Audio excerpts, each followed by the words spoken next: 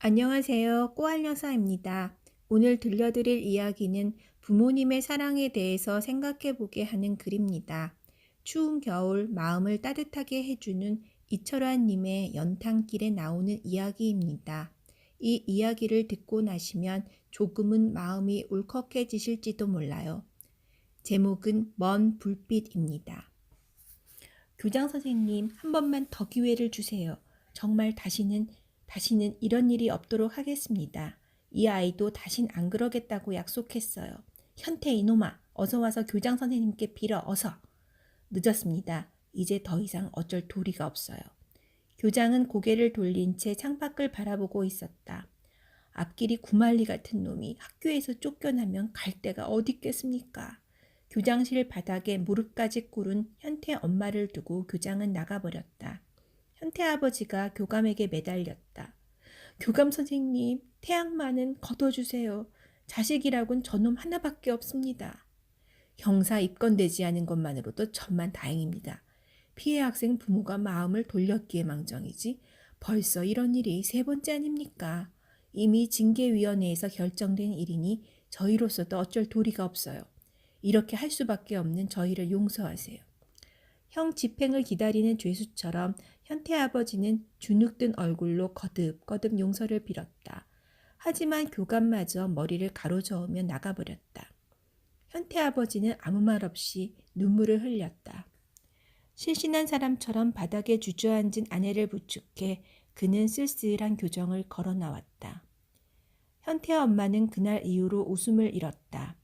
현태에 대한 괴로움을 술로 달래며 아버지는 하루하루 만신창이가 되어갔다.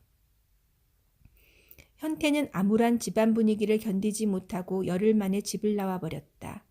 현태는 비슷한 처지의 아이들과 봉천동에 있는 조그만 방 하나에서 벌레처럼 뒤섞이며 하루하루를 살아갔다.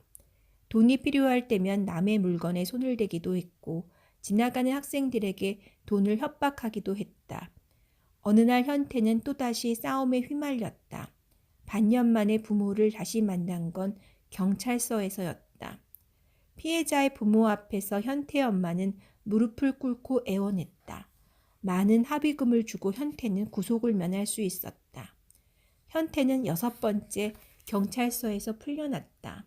그로부터 몇 달 뒤 현태 아버지가 멀지 않은 친척에게 사기를 당했다. 집안 사정은 낭떠러지처럼 기울었다. 아버지가 장사하던 가게마저 모두 다른 사람들 손으로 넘어가 버렸다. 그 상황에서도 현태는 마음을 잡지 못했다. 끝모를 현태의 방탕함은 감당하기 힘들 만큼 이리저리 아버지의 멱살을 끌고 다녔다. 뒤숭숭한 집안 분위기가 싫어 밤늦도록 친구들과 어울렸다. 집에도 잘 들어가지 않았다. 그의 엄마와 아버지는 지쳐 있었다. 엄마는 현태의 손을 잡고 힘없이 애원했다. 이놈아, 이제 마음 좀 잡아야지. 어쩌자고 이렇게 사니. 애미로서 할 말은 아니지만 너 그러다 가서는 안 될 곳까지 가면 어쩌려고. 그러면 내 인생은 끝나는 거야. 이제 또 사고 치면 꼼짝없이 전과자 되는 거야. 아버지는 더 이상 합의금 마련할 힘도 없어. 아버지는 아직도 집에 안 들어와? 생활비라도 벌어야 한다고 지금 지방에 계셔. 친구분 도매상에서 일하시는데 일이 아주 험한가 보더라. 빚장이 때문에 집에 못 오신 지가 벌써 2달째야. 현태 엄마는 현태를 부둥켜 안고 소리내어 울었다. 현태는 두려운 것이 아무것도 없었다. 같이 어울리는 친구들 중에 이미 여러 명이 교도소를 드나들고 있었다. 다음 날 새벽에 걸려온 전화는 현태를 깜짝 놀라게 했다. 거기 김재천 씨 댁 맞지요? 네, 그런데요. 누구세요? 여기 경찰서인데 지금 바로 나와주셔야겠습니다. 저 무슨 일로 그러시는데요? 자세한 건 나오시면 말씀드리겠지만 김재천 씨가 지금 절도 혐의로 이곳에 있습니다. 현태가 엄마와 함께 경찰서에 갔을 때 그의 아버지는 몹시 지친 모습으로 의자에 앉아 있었다. 덥수룩한 수염의 야윈 얼굴, 손에는 수갑까지 굳게 채워져 있었다. 현태가 보았던 아버지의 가장 초라한 모습이었다. 아버지는 고개를 숙이고 아들을 바라보지 못했다. 이런 데까지 아이는 왜 데리고 왔어? 아버지는 안절부절 못하는 그의 엄마에게 핀잔하듯 말했다. 현태 아버지는 절도 미수죄로 감옥살이를 하게 되었다. 현태 아버지는 빚쟁이들에게 시달리는 가족 생각에 마산에 있는 한 귀금속 가게로 들어가려다가 그만 잡히고 만 것이다. 그의 아버지는 짧지 않은 기간 동안 옥살이를 했다. 현태가 엄마와 함께 면회를 갈 때마다 아버지는 늘 말이 없었다. 면회를 마치고 돌아설 때면 고개를 숙인 채 조용히 현태에게 말했다. 아비로서 자식에게 이런 꼴 보여서 죄스럽구나. 사는 게 너무 힘들어 아버지가 순간적으로 잘못을 저질렀다. 아버지가 이 모양이니 넌 늘 바른 길로 갈 수 있었겠니? 아버지를 용서해라. 현태는 엄마보다 더 자주 아버지 면회를 갔다. 면회 시간에 아버지를 만나며 꼭 하고 싶은 말이 있었다. 하지 못한 말들은 가슴 깊이 스며들어 눈물이 되었다. 몇 달 후 현태 아버지는 교도소를 나왔다. 현태는 휘청거리는 아버지 뒤에서 말없이 걸었다. 엄마가 다가와 현태의 손을 잡았다. 너는 꿈에라도 이런 곳을 기웃거리면 안 된다. 교도소라는 곳이 사람을 얼마나 처참하게 만드는 곳인지 너도 봤지? 순간적인 실수로 다들 저렇게 갇혀 지내는 거야. 말을 다 맺기도 전에 그녀는 서름에 북받쳐 울음을 터뜨렸다. 이놈아, 앞에 걸어가는 아빠 좀 봐. 너 때문에 네 아버지 걸음도 잘 못 걸으시잖아.